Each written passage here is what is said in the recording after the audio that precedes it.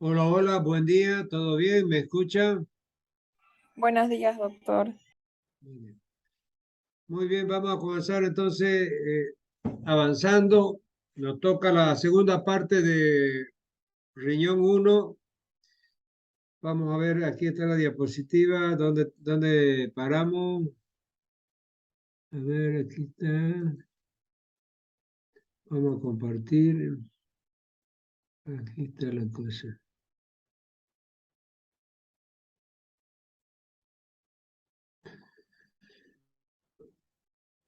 Muy bien. Entonces, si ustedes se acuerdan, habíamos despejado la ecuación de la tasa de filtración glomerular. Vamos a ir solamente atrás un poquito para acordarnos. ¿Se recuerda, no?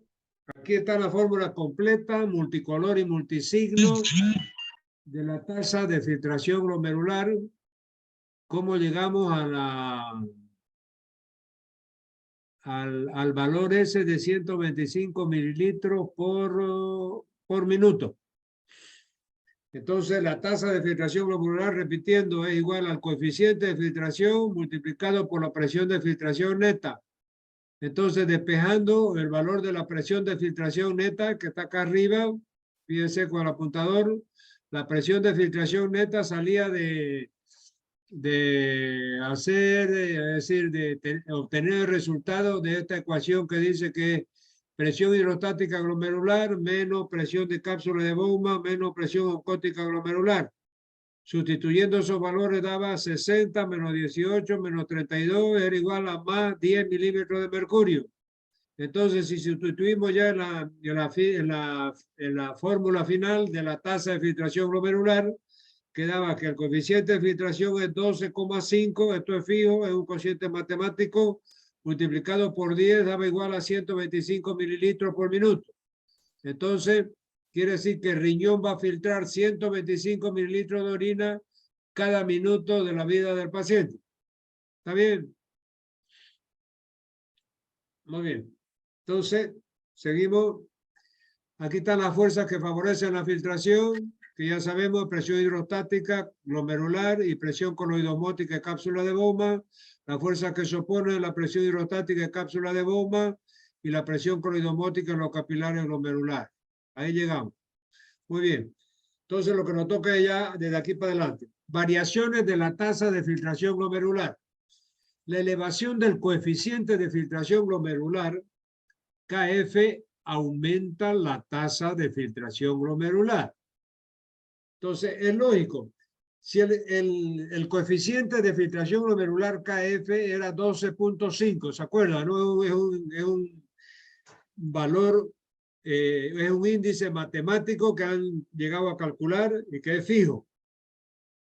Si ese valor de filtración glomerular de 12,5 aumenta, es decir, aumentar quiere decir tener mayor capacidad de filtración, entonces se va a elevar pues el cociente de filtración. Entonces, eso es lógico. Es como si usted, por ejemplo, yo siempre le pongo ese ejemplo que me lo he imaginado y que cae bien. Si usted le pone a una cafetera de café, le pone un filtro grueso, bueno, el café va a filtrar más lentamente, ¿no es verdad? Porque el filtro es grueso, entonces le cuesta pasar el líquido filtrado al depósito, donde hay que servir la taza. Pero si el filtro del café, usted le pone un filtro de café bien fino, que filtra más rápido, entonces va a aumentar la filtración del café.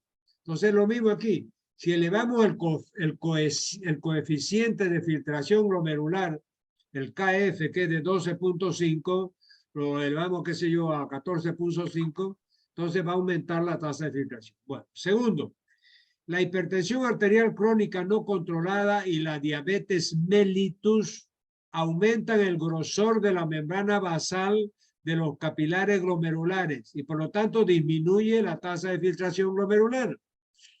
Entonces, fíjense que mi ejemplo del filtro de la cafetera se aplica también aquí. ¿Qué va a pasar? el paciente hipertenso y el paciente diabético no controlado, o sea, que tiene diabetes o hipertensión durante años, la membrana basal de los glomérulos se engruesa, se hace más difícil filtrar a esos riñones la orina. Entonces, ¿qué va a pasar? En estos pacientes va a disminuir la tasa de filtración glomerular. Entonces, en los diabéticos y en los hipertensos descompensados, disminuye la tasa de filtración glomerular. Tercero, el aumento de la presión hidrostática en la cápsula de Bowman disminuye la tasa de filtración glomerular. Pues si ustedes se acuerdan, el valor de la tasa de filtración en la cápsula de Bowman, o sea, perdón, la presión hidrostática en la cápsula de Bowman era X. Si esa presión en la hidrostática en la cápsula de Bowman aumenta, y si ustedes se recuerdan, el sentido era en contra de la filtración. A ver, yo voy a ver aquí solamente para que ustedes entiendan y no quede la más mínima duda. Vamos a ver si podemos volver atrás. Ese es el problema que a veces no se puede. Aquí adelante puede, pero atrás no se puede. No sé por qué. Ahora sí. Aquí le voy a mostrar.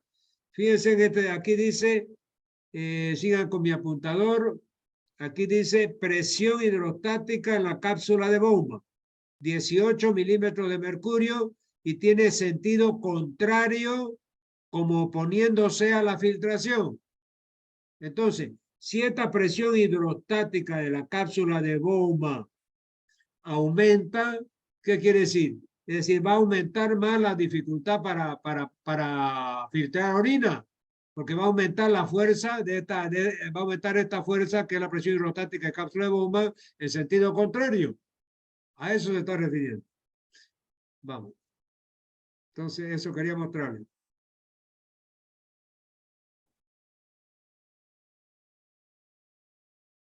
Entonces, decíamos, la primera entonces, la elevación del coeficiente de filtración glomerular aumenta la tasa de filtración. La segunda, la hipertensión y la diabetes, aumentando el grosor de la membrana, disminuye la tasa de filtración glomerular.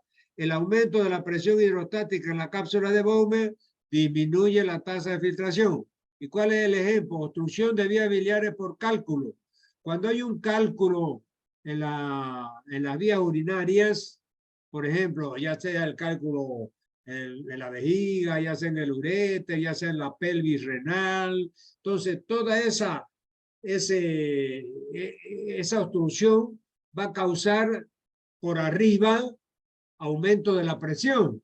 Porque si la orina no puede bajar, no puede drenar libremente porque hay un cálculo en la pelvis renal, en los cálices, es decir, o en el uréter mismo, entonces va a haber una hiperpresión de abajo hacia arriba.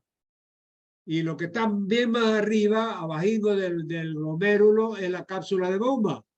Entonces, toda esa hiperpresión que viene desde abajo por la obstrucción de la litiasis renal, es decir, va a hacer que aumente la presión hidrostática en la cápsula de Bowman, que tiene sentido que se opone a la filtración. Por eso es que disminuye la filtración. Aquí dice, el aumento de la presión hidrostática en la cápsula de Bowman disminuye la tasa de filtración glomerular. Y el ejemplo típico es la obstrucción de la vía urinaria por los cálculos. Quinto, el aumento de la presión coloidosmótica del capilar glomerular disminuye la tasa de filtración glomerular. Porque ya vimos que la presión coloidosmótica, que era debido a las proteínas que yo les decía, se oponía como unos imanes, es decir, atraía el líquido que se quede dentro del capilar y que no filtra la cápsula de Bowman. Entonces, si esa presión coloidosmótica de capilar aumenta, entonces se va a oponer más a que filtre. Y por eso es que disminuye la tasa de filtración glomerular. Y por último, el aumento de la presión hidrostática glomerular aumenta la tasa de filtración. La primera presión hidrostática que vimos, cuando vimos en el dibujo, arteriola aferente, después viene glomérulo, arteriola eferente. Entonces, a la entrada de la arteriola aferente, vimos ahí que decía presión hidrostática capilar, glomerular, era 60 milímetros de mercurio. Entonces, si esa presión hidrostática y el sentido es favoreciendo la filtración, han visto que la flecha es para abajo, hacia la cápsula de Bowman. Entonces, el aumento de la presión hidrostática glomerular, si aumenta, esos 60 se va a 70, 80, va, y como es a favor de la filtración, va a aumentar la tasa de filtración glomerular. Fíjense que todo esto yo les hago preguntas como unos problemitas, o sea, si se eleva tal presión, ¿qué acontece? Si baja tal presión, ¿qué sucede?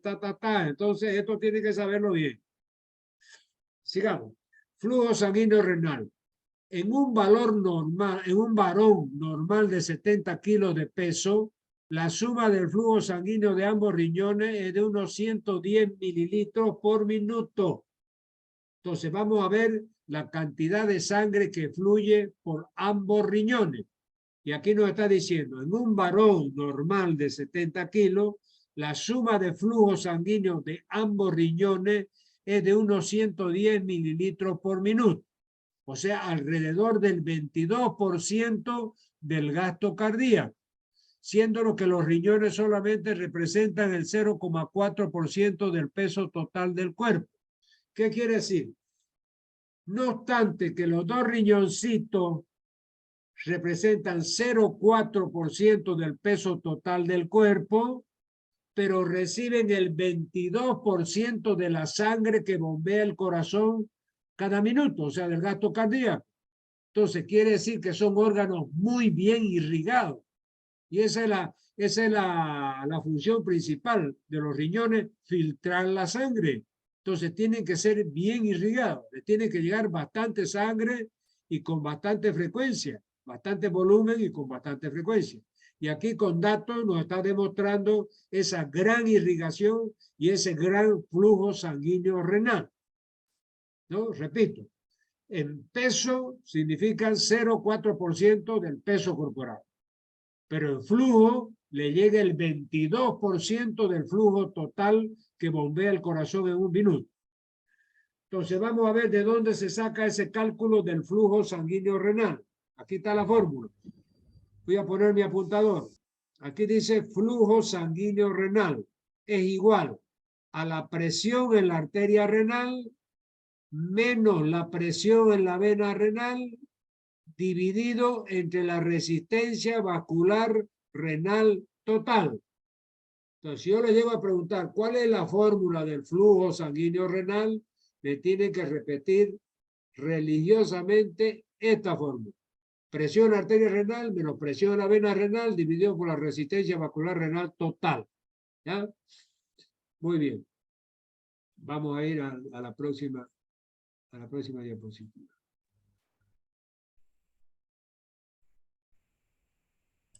Aquí tenemos control fisiológico de la filtración glomerular y flujo sanguíneo renal. Entonces, ¿cómo se controla fisiológicamente esa filtración glomerular y ese flujo sanguíneo renal? Primero, aquí en amarillo dice activación del sistema simpático. Si, por ejemplo, activamos el sistema simpático, el sistema autónomo, ustedes saben, tiene dos componentes, simpático y parasimpático. Si activamos el sistema simpático, disminuye la tasa de filtración glomerular. Y vamos a ver por qué. La activación de los nervios simpáticos renales puede producir constricción de las arteriolas renales y disminuir el flujo sanguíneo renal y la tasa de filtración glomerular. Es lógico, ustedes saben que el simpático, a través de la noradrenalina, que es un neurotransmisor, es decir, va a producir vasoconstricción. Y al contraerse los vasos, ¿ya?, de las arteriolas renales, arteriolas aferentes y eferentes, entonces por la activación simpática va a ser que disminuya el flujo sanguíneo y la tasa de filtración glomerular. Ahora, dos, las hormonas y autacoides tienen acción también sobre el flujo sanguíneo y la tasa de filtración glomerular. ¿Cuál es el efecto?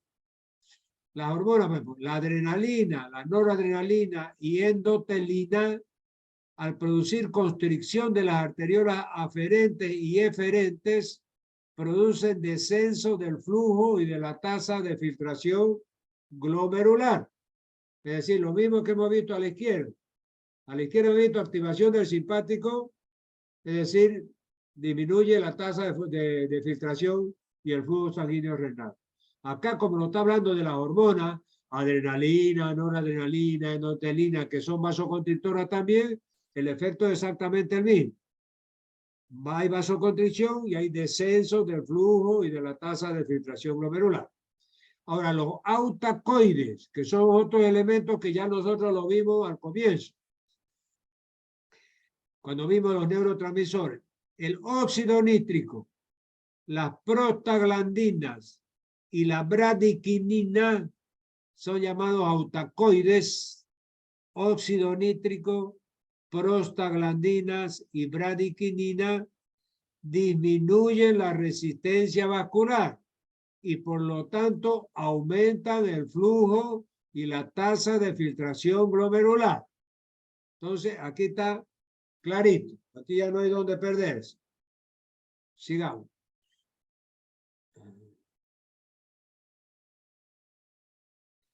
Aquí entonces estamos viendo un esquema del flujo renal y de la filtración glomerular. Entonces, si ponemos aquí un poquito en mi apuntador, vamos a ver aquí. Fíjense que aquí tenemos los 4 pasos para la producción de orina. 4 pasos. Fíjense que nosotros antes habíamos visto 3. Y la fórmula era filtración menos reabsorción menos secreción. Y aquí está excreción. Esto puede llevar a que ustedes se confundan. Una cosa es secreción y otra cosa es excreción. ¿Ya? Esta excreción se está refiriendo a la salida de la orina por el meato uretral. O sea, la orina se excreta por el meato uretral. La materia fecal se excreta por el ano. ¿Ya? Entonces, fíjense que esta excreción está en ese sentido.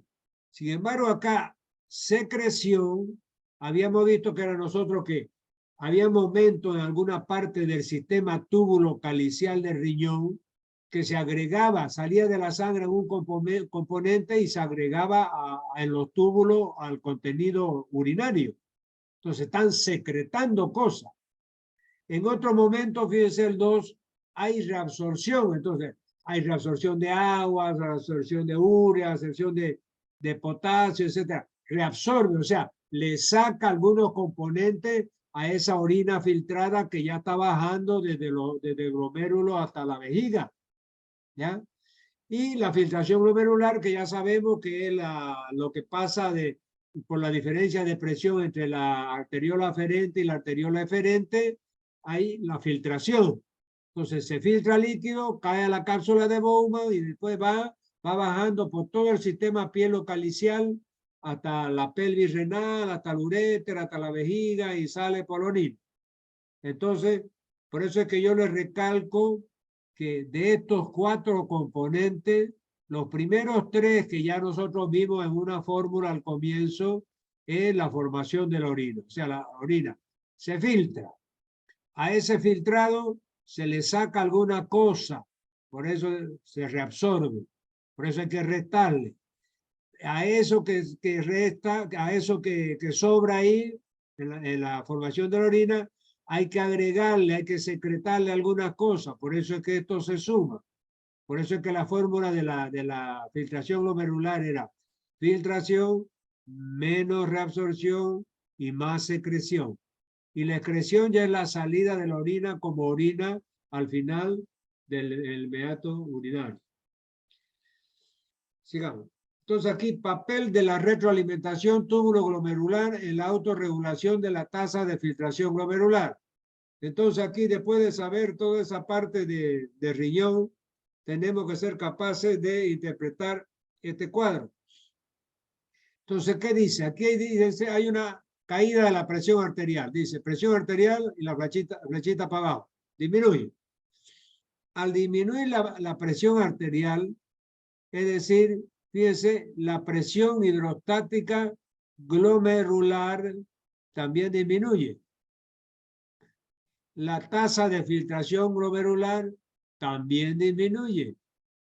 Al disminuir la tasa de filtración glomerular, es decir, hay unos sensores en la mácula densa, ahí cerca del riñón, entre el riñón y el glomérulo, el túbulo contornado proximal del glomérulo, hay una región que se llama la mácula densa, que es la que produce la renina, la hormona renina. Y hay unos sensores también para que detectan la concentración de cloruro de sodio.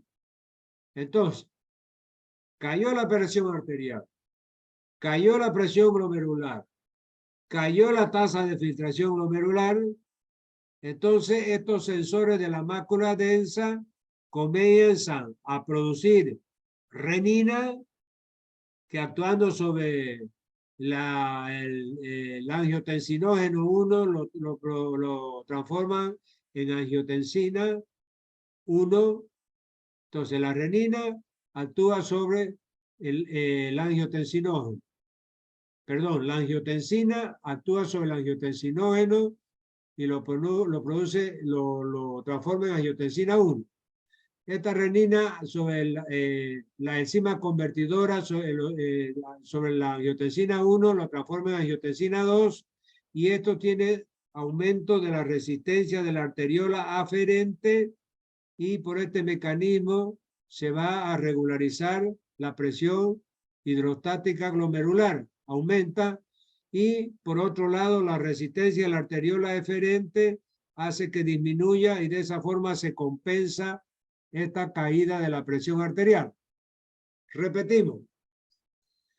En un escenario donde haya disminución de la presión arterial, disminuye la presión hidrostática glomerular y disminuye la tasa de filtración glomerular. En ese momento que disminuyó la tasa de filtración glomerular, ¿ya? Se activan estos sensores de la mácula densa, que está cerca del riñón. Esa mácula densa va a producir renina, que es una hormona que va a producir actuando sobre la angiotensina, el angiotensinógeno, la transforma en angiotensina 1. Después viene otra enzima convertidora a la angiotensina 1, la transforma en angiotensina 2. Eso es una enzima ya del pulmón. Acá estamos viendo solamente la renina. Entonces, se produce la renina actúa sobre la angiotensina 2, y la angiotensina 2 aumenta la resistencia de la arteriola aferente.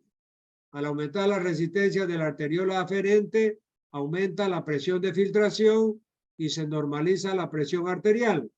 Y por otro lado, si la resistencia de la arteriola eferente disminuye, también es otro empujoncito que se le da para que esta presión arterial se normalice. Entonces, este es un efecto de retroalimentación negativa, como todos los efectos de retroalimentación negativa que hemos visto. O sea, partimos de una presión arterial baja y llegamos después a una presión arterial, no digamos alta otra vez, ¿no? Pero normalizada. Relación y autorregulación entre el flujo sanguíneo renal y tasa de filtración glomerular. El flujo sanguíneo renal depende principalmente de la presión arterial, del grado de contracción del músculo liso, de las arteriolas, y además de sus cambios van asociados a cambios en la tasa de filtración glomerular. Los cambios en la tasa de filtración glomerular provocan cambios en la excreción de sodio y de agua. Entonces era lo que yo les decía aquí. Fíjense que cuando cae la tasa de filtración glomerular, se altera la concentración de cloruro de sodio y la mácula densa produce también la renina. Entonces, por estos dos mecanismos, a través del mejoramiento de la concentración del cloruro de sodio y a través de la vasoconstricción que produce la renina, es que se va a lograr normalizar nuevamente la presión arterial después de haber caído por algún motivo. Es decir, esta es una simulación donde vemos que cae la presión arterial, cae la presión hidrostática glomerular, cae la tasa de filtración glomerular, y aquí en este momento los sensores de cloruro de sodio, los sensores de renina, comienzan a funcionar para llevar otra vez esos valores a la normalidad. Sigamos. Aquí decimos sistema renina-angiotensina. El riñón también participa en la regulación de la presión arterial con el sistema renina-angiotensina. Si disminuye la presión arterial, la perfusión renal disminuye. Hay isquemia renal a nivel del aparato yuxtaglomerular y se libera renina. Entonces, todo lo que habíamos dicho. Sigamos. Autorregulación de la tasa de filtración glomerular nuevamente. La autorregulación es intrínseca a nuestros riñones y depende de los mecanismos, que son mecanismos miógenos y segundo mecanismo de retroalimentación túbulo glomerular. El mecanismo miógeno consiste en la contracción de los músculos lisos de la pared muscular de la arteriola aferente. Si aumenta la presión arterial, el mecanismo túbulo glomerular. Depende de las células de la mácula densa del aparato yuxtaglomerular. Estas células detectan los cambios en el flujo en el túbulo distal o cambios en la concentración de cloruro de sodio, pero lo detecta cuando están asociados a cambios en la presión hidrostática del capilar glomerular, y estos cambios están a su vez asociados a cambios en la presión arterial. Entonces, fíjense, si ustedes leyeran este parágrafo antes de toda la explicación que yo les he dado, no entenderían un corno, ¿no es verdad? Porque aquí nos está repitiendo exactamente lo que vimos. Es decir, en el escenario que caiga la presión arterial, es decir, cae la tasa de filtración y ahí se activan los mecanismos de cloruro de sodio y de la renina. Es decir, la renina-angiotensina, es decir, hace que se produzca vasoconstricción y se eleve la presión. El cloruro de sodio hace que se normaliza y se eleve la presión. Entonces, eso es lo que dice esta palabra. Sigamos. Regulación de la tasa de filtración glomerular. Las variaciones en la presión presión de filtración son consecuencias siempre de los cambios de presiones y por lo tanto son consecuencias de la vasoconstricción y la vasodilatación de las arteriolas, de tal modo que si ocurre en la arteriola aferente, lo que sucede es lo siguiente: si aumenta la vasoconstricción, hay una disminución de la presión hidrostática del capilar y como consecuencia hay una disminución en la tasa de filtración glomerular. Si por el contrario aumenta la vasodilatación, aumenta el flujo que llega, aumenta la presión hidrostática del capilar y aumenta la tasa de filtración glomerular. Si los cambios son con la arteriola eferente, los cambios en la tasa de filtración glomerular son contrarios. Entonces, ¿qué nos está diciendo? Que si aquí, fíjense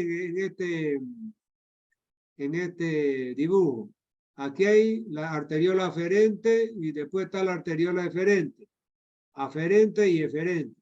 Entonces, cuando se contrae la arteriola aferente, disminuye el flujo y disminuye la tasa de filtración. Cuando se dilata la arteriola aferente, aumenta el flujo y aumenta la tasa de filtración. Y al revés, completamente al revés, cuando hablamos de la arteriola eferente. Si aquí se contraía y disminuye el flujo y la tasa de filtración, acá si se contrae, aumenta el flujo y aumenta la tasa de filtración. O sea que es todo diametralmente opuesto. Entonces, para que ustedes no se confundan, apréndanse primero lo que pasa en la arteriola aferente. Si se contrae la arteriola aferente, hay una contracción, disminuye el flujo sanguíneo aquí dentro del glomérulo y disminuye la tasa de filtración. Si se dilata la arteriola aferente, aumenta el flujo y aumenta la tasa de filtración. Y todo al contrario, todo al revés, si sucede esta misma simulación en la arteriola eferente. Sigamos. Aquí tenemos formación de la orina, procesos renales. Entonces, como habíamos visto, la orina se forma a través de estos tres procesos: filtración glomerular, reabsorción tubular y secreción tubular. Entonces, la fórmula de la formación de la orina, fíjense, entonces aquí está, vamos a poner mi apuntador. Aquí dice excreción urinaria. Y yo le he dicho que excreción es sinónimo de salida. Entonces, lo que sale por el meato urinario es el líquido que sale por el meato urinario, que está en el pene, en la punta del pene del hombre y está también en la punta de la uretra de la mujer. Ahí debajo del clítoris está el agujero del meato urinario. Bueno, es una solución que se llama orina. Esa orina va a estar formada por estas tres funciones. Filtración menos reabsorción más secreción. ¿Por qué filtración? Filtración ya hemos visto por la diferencia de presión entre arteriol aferente y el arteriol eferente. Entonces ahí el glomérulo, por esa diferencia de presión, filtra líquido. Y ese líquido filtrado cae a la cápsula de Bowman. Después va al túbulo contenedor proximal, asa de Henle, túbulo contenedor distal, conductos colectores medulares, conductos colectores corticales, pelvis renal, va al uréter, vejiga, uretra y sale. Entonces, eso que sale se llama excreción urinaria. Pero para que salga esta excreción urinaria, dentro de todo ese sistema túbulo calicial, es decir, tiene que haber filtración, tiene que restársele a esa filtración la reabsorción de ciertos elementos que se retiran del líquido filtrado, y hay que aumentarle otros elementos a través de secreción a esa orina filtrada. Entonces, ese es el resultado final de la excreción urinaria, o sea, de la orina. Es un resultado de filtración menos reabsorción más secreción. Sigamos, ya me estoy poniendo medio ronco. Entonces aquí mecanismos renales básicos, aquí fíjense, filtración glomerular, reabsorción tubular, secreción tubular. Entonces, en toda esa inmensidad de conductos y conductillos que tiene el sistema túbulo calicial, se filtra primero, se reabsorbe después y se secreta después, y al final sale la orina por acá por el meato urinario. ¿Ya? Sigamos. Formación de la orina otra vez. Miércoles, nuevamente, la sangre llega al nefrón o nefrona. 2. Filtración en los capilares del glomérulo. Paso de líquido filtrado por los túbulos renales. Reabsorción de las sustancias útiles. 5. Secreción de sustancias de la sangre a lo filtrado. Entonces, fíjense que esto de aquí es filtración. Esto de aquí es reabsorción. Esto de aquí es secreción. Y al final, los componentes de la orina son urea, ácido úrico, creatinina, etc. Glomérulo. Se filtra por primera vez la sangre. Tras este proceso, la sangre conserva las células y algunas macromoléculas. El líquido resultante se denomina orina. El túbulo contorneado proximal se reabsorbe cerca del 80% de sustancias filtradas, vuelven al torrente sanguíneo. Entre ellas destacar el sodio, agua, glucosa, aminoácidos, calcio, fosfato y potasio. En el asa de Henle, en su porción descendente, se reabsorbe agua, mientras que en la ascendente se encarga de captar algunos iones. 4. En el túbulo contorneado distal, cuando llega aquí, la orina ya ha perdido todas las sustancias vitales para el organismo. Solo conserva los residuos y el exceso de agua. Entonces, no ha hecho una descripción secuencialmente del filtrado urinario. Reabsorción. Muchos de los componentes del plasma que son filtrados en el glomérulo regresan de nuevo a la sangre. Este proceso permite la recuperación de agua, sales, azúcares y aminoácidos que fueron filtrados en el glomérulo. La reabsorción de diversos materiales sucede en el túbulo contorneado proximal y la del agua en el asa de Henle. Secreción. Consiste en el paso de algunos iones desde los capilares hacia el interior del túbulo en la zona distal.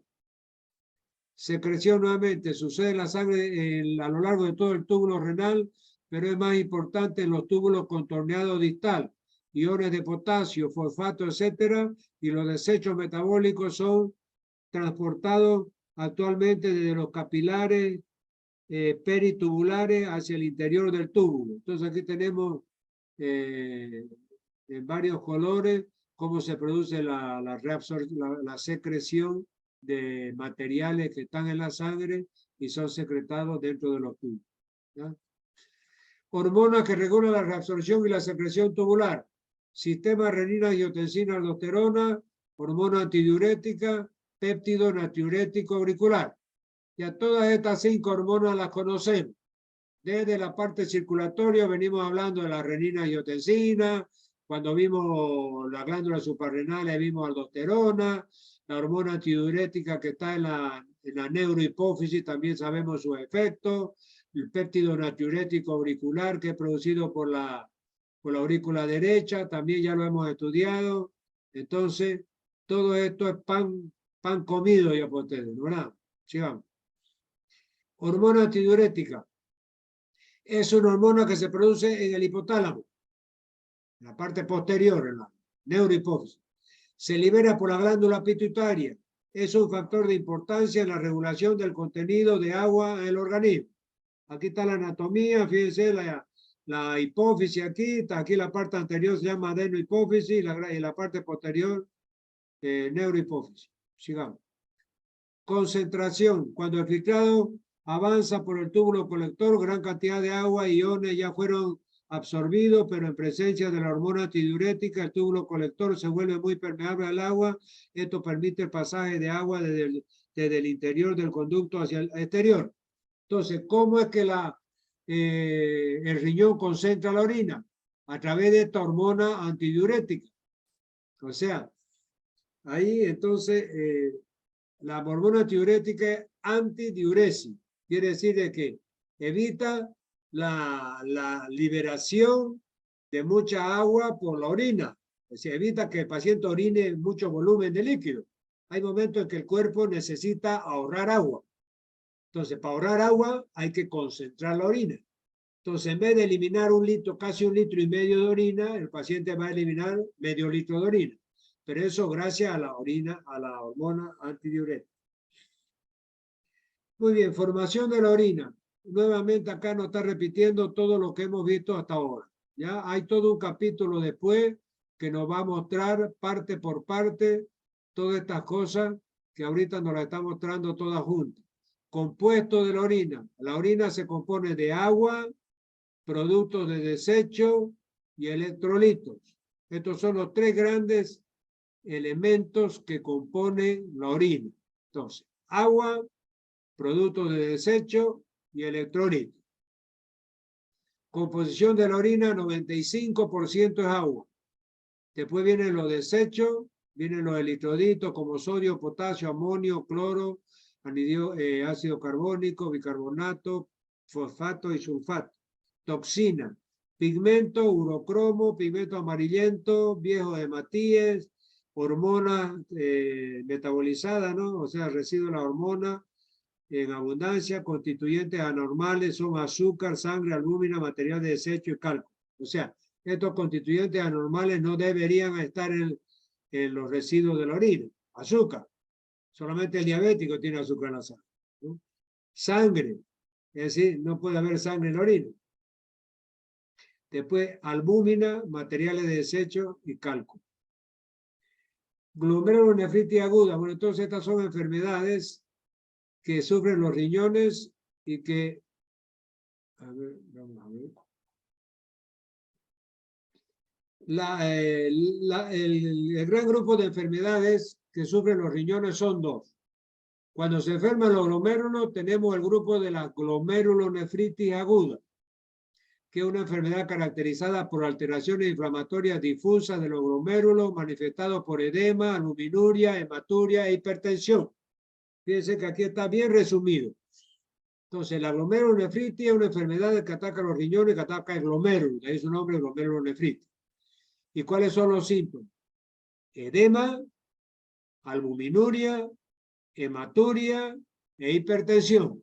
Esos son los 4 síntomas clásicos de la glomerulonefritis. Ahora vamos a ver, glomerulonefritis, anatomopatología. Entonces, hay glomerulonefritis proliferativa difusa aguda, hay glomerulonefritis proliferativa focal y hay glomerulonefritis mesangioproliferativa.